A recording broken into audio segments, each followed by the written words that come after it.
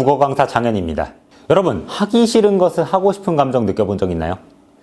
되게 모순되는 말인데 이 안에 깨달음이 있어요. 이 깨달음을 얻고 나면 성공할 가능성이 비약적으로 높아지게 될 거예요. 오늘은 이 역설적 깨달음에 대해서 알아볼게요. 이 역설적 깨달음을 알기 위해선 먼저 고통이 무엇인지 알 필요가 있어요. 저는 살아오는 내내 좀 고통을 많이 받으면서 살아온 것 같아요. 그러다 보니까 이 고통의 원인이 무엇일까 생각을 좀 많이 하게 됐는데요. 이 고통이라고 하는 건 성장 욕구랑 연관이 깊다는 걸 알게 됐어요. 이 고통이라고 하는 건 목표와 현실 간의 거리다. 이렇게 정의를 내릴 수 있을 것 같아요. 우리 성장 욕구가 크지 않은 사람 같은 경우는 이 목표와 현실 간의 거리가 멀지 않은 거죠. 그러다 보니까 고통이 크지 않은 거고요. 성장 욕구가 큰 사람 같은 경우는 이 목표와 현실 간의 거리가 멀다. 그러다 보니까 고통이 커질 수밖에 없게 되는 거죠. 즉, 성장하고자 하는 사람은 고통이 따를 수밖에 없게 되는 거예요. 그러면 고통을 느끼면 성공할 수 있을까요? 성공에는 고통이 수반되지만 모든 고통이 다 해당되는 건 아니에요. 이 고통이라고 하는 건 두 종류가 있거든요. 하나는 필요한 고통이 되겠고 다른 하나는 불필요한 고통이 되겠어요. 이 필요한 고통은 성장으로 이어지는 고통인데 이 불필요한 고통은 성장과 멀어지는 고통인 거예요. 자, 사례를 들어볼게요. 늦잠을 자가지고 공부를 제대로 못했어. 그때 겪는 괴로움은 이 불필요한 고통에 해당되는 거고, 반면에 문제 풀다가 잘 안 풀려가지고 인내를 하면서 뚫어봐. 막 그러면서 이제 느끼는 고통. 그때의 고통은 필요한 고통이 되겠죠. 우리가 인간인 이상 불필요한 고통을 아예 겪지 않는 건 불가능하겠죠. 그런데 그 비중을 낮출 수는 있다. 이 성공을 위해선 이 고통의 비율을 조절하는 게 관건이 되겠어요. 이 조절을 하려면 우선은 자기의 고통이 필요한 고통인지 불필요한 고통인지 이걸 구분할 수 있어야 되겠죠.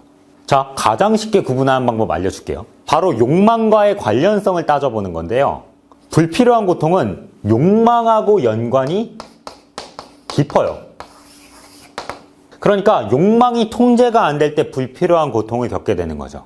여러분들 늦잠 자가지고 계획한 공부 못한 거, 그것도 자고 싶은 욕망을 참지 못해서 그런 거고요. 특히 남고생들, 점심시간에 축구 좀 그만해. 나름 축구하는 이유는 있어. 공부할 때 체력이 중요하니까 체력 향상을 위해서 난 축구를 하는 거야. 땀 한번 쭉 빼고 개운하게 공부하자. 뭐 이런 느낌이랄까? 근데 문제는 땀 한번 쭉 빼고 나서 이렇게 되잖아. 그만하자고 이런 것들. 이런 행동들도 결국은 놀고 싶은 욕망을 참지 못해서 일어나는 행동인 거죠. 이런 욕망을 잘 통제할수록 불필요한 고통의 비율은 낮아지고 필요한 고통의 비율은 자연스럽게 높아질 수밖에 없죠. 그러면 당연히 성공으로 다가가게 되는 거고요. 자, 우리는 고통을 구분하는 것의 중요성을 깨달았어요. 그러면 구분할 줄 알면 성공할 수 있게 되는 걸까요? 그건 아니죠. 보다 본질적으로 본인이 어떤 사람인지 들여다볼 필요가 있어요. 이 필요한 고통이란 건 의지만으로는 지속하기가 진짜 어렵거든요. 처음 시작할 때 내가 했던 말 기억나요? 하기 싫은 것을 하고 싶어지는 상태. 이제는 이 말 뜻을 해석할 수 있겠어요. 성공을 위해서 필요한 고통을 감내하는 상태가 되겠죠.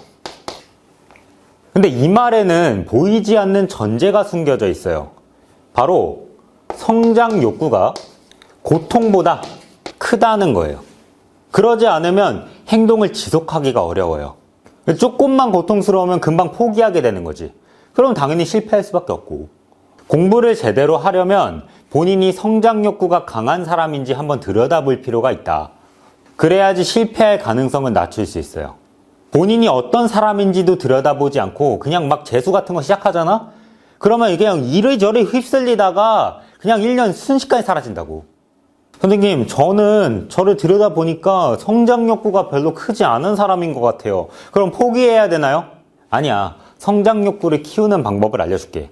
바로 작은 성공을 쌓아나가는 건데 이게 무슨 말이냐면, 자, 잘 들어봐. 너네가 이제 큰 목표를 많이들 세우잖아. 뭐 연세대 가겠다, 뭐 어디 뭐 대학 가겠다, 인서울 하겠다, 이런 식의 큰 목표를 많이 세우잖아. 근데 그런 큰 목표가 아니라 하루하루에 집중해 주는 거야. 그래서 하루 목표를 정해놓고 그 하루하루마다 하나씩 하나씩 성취해 나가는 거지. 그렇게 해서 작은 성공을 쌓아 나가는 거야.